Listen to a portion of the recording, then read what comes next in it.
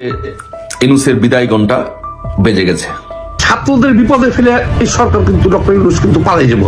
যে ডক্টর ইউনূস সাহেবের এই ঘোষণায় গতকাল থেকে আওয়ামী লীগ জাগতে শুরু। এখনো শেখ হাসিনাকে কতটা ভয় পায় বাংলাদেশের অন্তর্বর্তী সরকার। মোহাম্মদ ইউনূস তিনি অন্তর্বর্তী সরকারের প্রধান হয়ে এলেন, কিন্তু তাকে এবার দেশ ছাড়া হুঁশিয়ারি দেওয়া হচ্ছে। মোদী সরকারের প্রধান উপদেষ্টা চিন্তা করতেছেন এখান থেকে কেমনে বাঁচি ভাই, কোন রকমে এখান থেকে যাওয়া। যে আপনি এখন যেতে চাচ্ছেন, বিদায় নিতে চাচ্ছেন, আপনি কি এই কথা জানেন না যে রাজনীতি এমন একটা জিনিস। দর্শক আবার কঠিন চাপে পড়ে বিদায় নিতে প্রস্তুত ডক্টর মোহাম্মদ ইউনূস, কিন্তু কিছুতেই এবার বিদায় দিতে দিবে না আওয়ামী লীগ, কেননা তার বিচার করবে বাংলাদেশের জনগণ, এমনকি আওয়ামী লীগ নেতা কর্মীরা।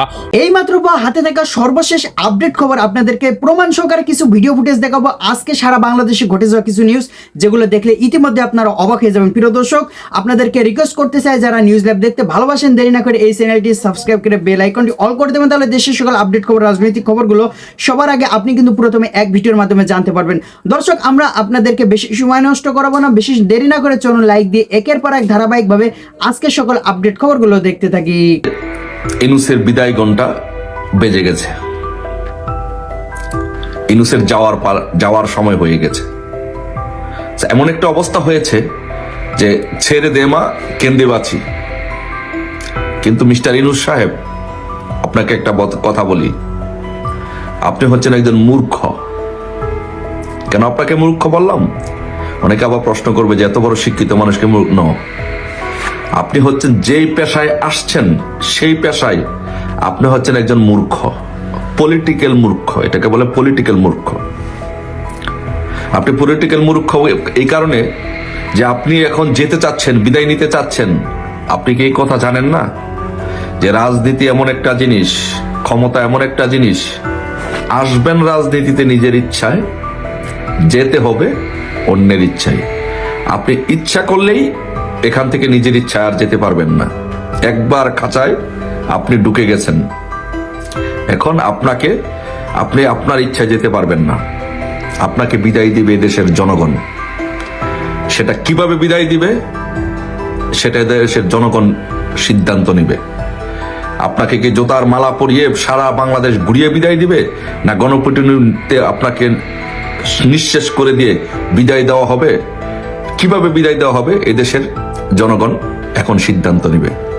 আপনি ভুল করেছেন, আপনি একজন মূর্খ মানুষ, পলিটিক্যাল মূর্খ মানুষ। আপনি কেন আসলেন এই জায়গার মধ্যে?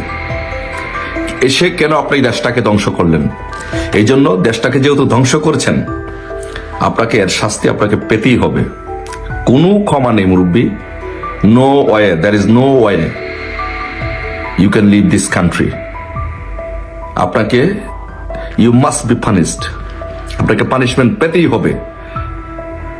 গতকালকে আপনি সশস্ত্র বাহিনী দিবস উপলক্ষে সেনাকুঞ্জে আপনি এবং আপনার এই যে কতিপয় কিশোর গ্যাংদের যাদের উপদেষ্টা বানিয়েছেন, তারা খালেদা জিয়ার সাথে, বেগম খালেদা জিয়ার সাথে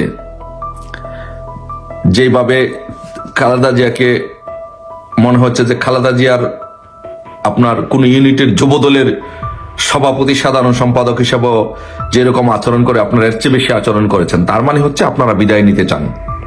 আপনাদের লম্প জম্প সবকিছু শেষ হয়ে গেছে। এখন হচ্ছে আপনার হিসাবের পালা। এখন আপনি চাইলেই আপনি আর বিদায় নিতে পারবেন না। এখন আপনাকে বিদায় দিব আমরা, এদেশের জনগণ আপনাকে বিদায় দিব। আপনার বিচার করে তারপরে আপনাকে বিদায় দিব।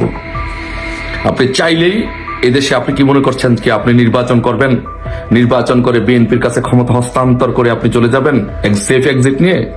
No no no no, there is no way brother. It doesn't work like that. এভাবে কাজ করে না। আপনার অধীনে বাংলাদেশের মাটিতে কোনো নির্বাচন হবে না। বাংলাদেশ আওয়ামী লীগ আপনার অধীনে কোনো নির্বাচনে যাবে না। আপনার অধীনে কিসে নির্বাচন? আপনি এই দেশের স্বৈর শাসক, আপনি এই দেশের দখলদার, আপনি এই দেশের শান্তি বিনষ্ট করি, আপনি এই দেশের গণতন্ত্র হত্যাকারী, আপনি মানুষ হত্যাকারী, আপনি পুলিশ হত্যাকারী, আপনি এই দেশের গণহত্যাকারী, ছাত্র হত্যাকারী। আপনার অধীনে কিসে নির্বাচন? আপনার অধীনে কোনো নির্বাচন হবে না। আপনাকে আমি কেন পলিটিক্যাল মূর্খ বললাম? আপনি এটা রিসার্চ করেন পরে। এখন তো লম্পজম্প করছেন, এখানটা বুঝবেন না। আপনি আপনি আমার পলিটিক্যালি আমার ছাত্র তো আপনি কখনই হতে পারবেন না। আপনি আমার ছোট ভাই ছাত্রলীগের যে সেক্রেটারি নাজমুল, অথবা সোহাগ, জাকির, রাব্বানি, অথবা সর্বশেষ যে সাদ্দাম ইরান, তাদের ছাত্র আপনি হওয়ার যোগ্যতা রাখেন। আমাদের ডক্টর ইউনূস সাহেব বলছেন আজকে যে ছেড়ে দে মা কাইন্দে বাঁচি। গত 2-3 দিন আগে কিন্তু উনি একটা সাক্ষাৎকার দিয়েছিলেন আল জাজিরার সাথে। সেই সাক্ষাৎকারে উনি বলেছিলেন, মানে ঘুরে ফিরে উনি বলছিলেন যে 4 বছর ওনারা থাকবে ক্ষমতায়। আরো অনেক পরিকল্পনার কথা ফাঁস হয়েছিল, যে ছাত্ররা 2টা রাজনৈতিক দল গঠন করতেছে, সারা দেশে কমিটি করব, বছর 4 সময় হলে সেই দল 2টা এস্টাবলিশড হবে। এবার এমনও পরিকল্পনা শুনেছিলাম, বা গুজবও হইতে পারে বা অনেকে সন্দেহ করতে পারে, যে তারপরে নির্বাচন একটা দিব এবং এমনভাবে নির্বাচন দিব যেহেতু ওগুলো কিংস পার্টি, যে ক্ষমতায় তাদেরকে যদি আনতে পারি তাহলে তো হইলই। এরকম গুজব ডালপালা অনেক আমরা শুনেছি। আমিও 2টা ভিডিও আপনাদেরকে দিয়েছিলাম।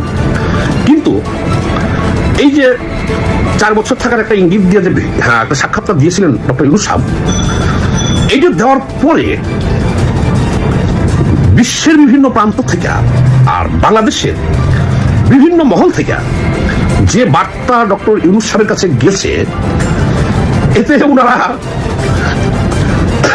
যদি পারে আজকে ক্ষমতা ছাড়া যদি সুযোগ থাকে তাহলে ওনারা আজকে ছেড়ে চলে যাবে। এই অবস্থা আপনারা দেখেছেন, গতকালকে বণিক বার্তায় একটা সাক্ষাৎকার দিয়েছেন বিমর্ষ মলিন চেহারায় ডক্টর ইউনূস সাহেব। উনি বলেছেন কি, ওনাকে প্রশ্ন করেছে যে আপনারা কতদিন থাকবেন, কতদিন সংস্কার করবেন, 4 বছর থাকবেন, এরকম একটা কথা শোনা যাচ্ছে। বললো 4 বছর তো অনেক পরের কথা, আমার উপদেষ্টারা তো এখনই চলে যেতে চাচ্ছে, কেউ থাকতে চায় না। আর রাজনৈতিক দল যদি চাই আমরা এখনই নির্বাচন দিতে প্রস্তুত আছি, সংস্কার দরকার নাই, নির্বাচন দিয়ে আমরা চলে যাব। কিন্তু হঠাৎ করে ছেড়ে দে মা কাইন্দা বাঁচি, এই অবস্থাটা হলো কেন? আমি বলছি, অনেক তথ্য আমার কাছে আছে, আমি আস্তে আস্তে আপনাদেরকে দিচ্ছি। দেখেন, বিএনপিকে এই 100 দিন হলো এই তত্ত্বাবধায়ক সরকার বিএনপিকে পাত্তা দেয় নাই, বিএনপির কোনো কথা তারা শুনে নাই। এবং এই কথাটা বিএনপির স্বয়ং মহাসচিব নিজে বলেছেন যে আমাদেরকে তো পাত্তাই দেয় না, আমাদের তো কথাই শুনে না।